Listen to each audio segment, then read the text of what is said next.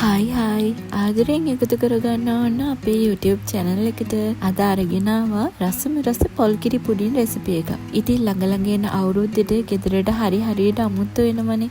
ඔය අමුතු ආවට පස්සේ මෙන්න මේ වගේ රසම රස පුඩින් එකක් ඒගොල්ලන්ට හරිම ලේසියෙන් ඉක්මනට අඩු අමුද්‍රව්‍ය ප්‍රමාණයකින් හදලා දෙන්න පුළුවන්. ඉතින් අපි බලමු කොහොමද මම මේ පුඩින් එක හරිම ලේසියෙන් හදාගත්තේ කියලා. මුලින්ම අපි පුඩි මිශ්‍රණය දාගන්න භාජනයේ හොඳට පොතෙල් හරි බටර් හරි ටිකක් ගාලා පැත්තකින් තියාගන්න ඕන.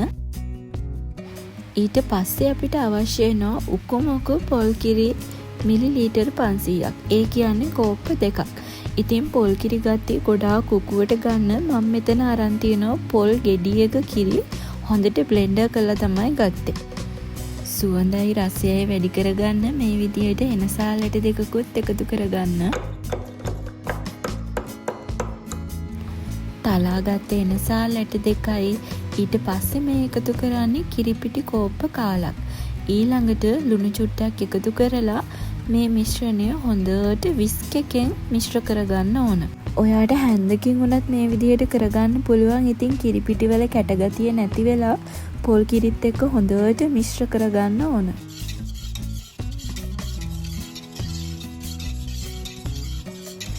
දැන් අපි මේ මිශ්‍රණය ලිපේ තියලා හොඳට උණු කරගන්න ඕන.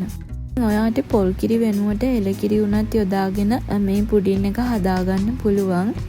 ඉතින් දැන් ඔයා ලිපේ ගින්දර සාමාන්‍ය මට්ටමේ තියාගෙන නොනවත්වා හැඳි ගාමින් මේ කිරි එක පාරක් උතුරව ගන්න ඕන. බලන්න මේ වගේ හොඳට එකපාරක් උඩට උතුරවාගෙන එනකොටම ඔයා ලිපේ ගින්දර නිවන්න ඕන. ඊට පස්සෙත් ඔයා අනිවාර්යයෙන්ම තව විනාඩි 3ක් විතර මේ විදිහටම හැඳි ගන්න ඕන. හැබැයි අනිවාර්යයෙන්ම ලිපේ ගින්දර නිවලා හැඳි ගා ගන්න. ඉතින් මේ ලිප නිවපු ගමන් හැඳි ගන්න එක නතර කරන්න එපා. එහෙම වුණොත් පොල් කිරි ටික කැට වෙන්න පුළුවන්. ඒ නිසා ඔයා අනිවාර්යෙන් විනාඩි 2ක් 3ක්වත් මේ විදිහට පොල් කිරි ටික හැඳි ගන්න ඕන. පොල් කිරි මිශ්‍රණය පැත්තකින් තියාගෙන මේ විදිහට පෑන් එකකට සීන් කෝප්ප භාගයක් එකතු කරලා මේ ටික කැරමල් කරගන්න ඕන.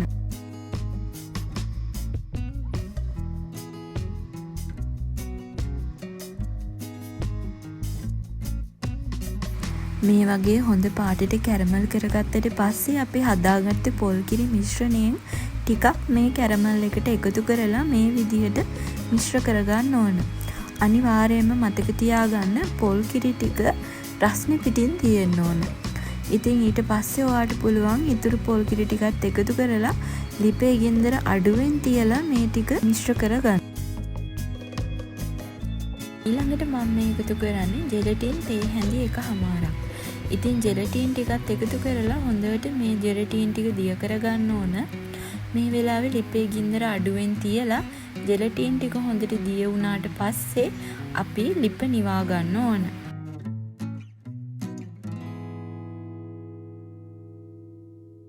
ඔන්න දැන් අපි පුඩි මිශ්‍රණය හදාගෙන ඉවරයි. ඊළඟට අපි බටර් ගාලා පැත්තකින් තියාගත්ත භාජනයට පුඩි මිශ්‍රණය මේ විදිහට පෙනේරකින් පෙරා ගන්න ඕන. මොකද අපි දාපු එනසාලට ටික එහෙම අයින් කරගන්න එපා. ඔන්න බලන්න අපේ රසම රස පුඩින් මිශ්‍රණය දැන් හරි. ඉතින් මෙන්න මේ ගානට උකුවට තියෙන්න ඕන. ඊට පස්සේ මම මේ කුඩින් එකතු කරගන්නවා බෙදලා හීනියට කපාගත්ත රටකජුයි ඒ වගේම බෙදගත්ත පොල් කෑලි ටිකකුයි. ඊට පස්සේ අපේ පුඩින් එක සෙට් වෙන්න මේක පැයක් දෙකක් විතර වගේ කාලයක් ශීතකරණේ පහළ කොටසේ තියලා අරගන්න ඕන. ඉතින් මේ බලන්න පැය දෙකකට පස්සේ මගේ පුඩින් එක හරිම ලස්සනට තියෙනවා. ඉතින් ඇත්තටම මේක හරිම රසයි. හරිම ලේසියෙන් අඩු වියදමකින් හදාගන්න පුළුවන්.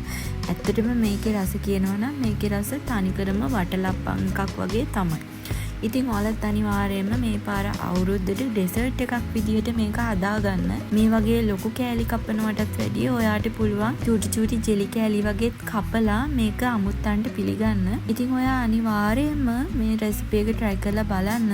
ඔයා අපේ channel එකට අලුත් කෙනෙක් නම් අපිව subscribe කරලා අපිත් එක්ක දිගටම එකතු වෙලා ඉන්න. ඉතින් තවත් අලුත් වීඩියෝ එකක් අරගෙන එන්නම්. ඔයාලට සුබ දවසක්.